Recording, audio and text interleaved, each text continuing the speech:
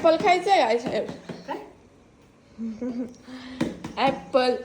Apple सफरचंद आहे ती. एकच झालं.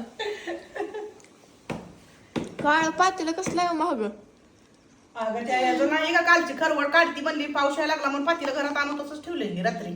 म्हणूनच पावसाळ्याला लागला. आपण गेलो होतो तिकडं आणि ती पातीला बाहेरच राहिलं. काय केलंय जेव्हा आज? जेवायला हे काय असं शेंगाचा बेत आहे मस्त पैकी.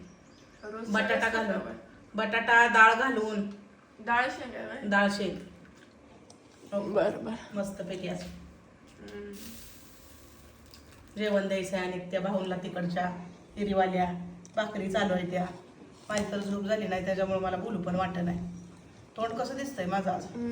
रात्री तसले जाण पाऊस आणखी भीती वाटती. भयान साहेब बाहेर इकडं मोटर चालू करा तिकडं मोटर चालू करा. परत त्या मोठ्या डीपीकडे जाते ती म्हणून बाहेर बसायचं त्यांना कधी येते ती बघत. झोपायचं असतं त्यांचे त्यांना असते. तसं नसतं ते बाळा झोप येत नसती. कुठं बाहेर गेले ती इजा लावायला लागल्यावर वायरांचं ही भीती वाटती. अगं काय बघ करते ऐकत तर जरा सुद्धा नाही तर सारखं ही वायर तिथं बसव. ही फ्यूज गेली तिथं फ्यूज घालायला जा.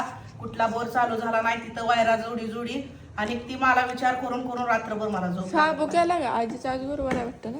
शाबूचा कशाला विषय काढते बाय आणखी काय तर व्हायला. मला शाबू बोललं काय अंगावर काटायचंय. त्यांनी काय आपल्याला सांगितलंय शाबू देऊ नका शुगर आहे म्हणून. पण आपली आजी ऐकती का?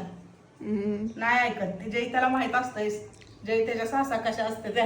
तर चला करा भाकरी जाते मी. तर आता मस्तपैकी अशा भाकरी शेवग्याची शेंग आणि भाकरी तर चालू आहे त्या बरं का.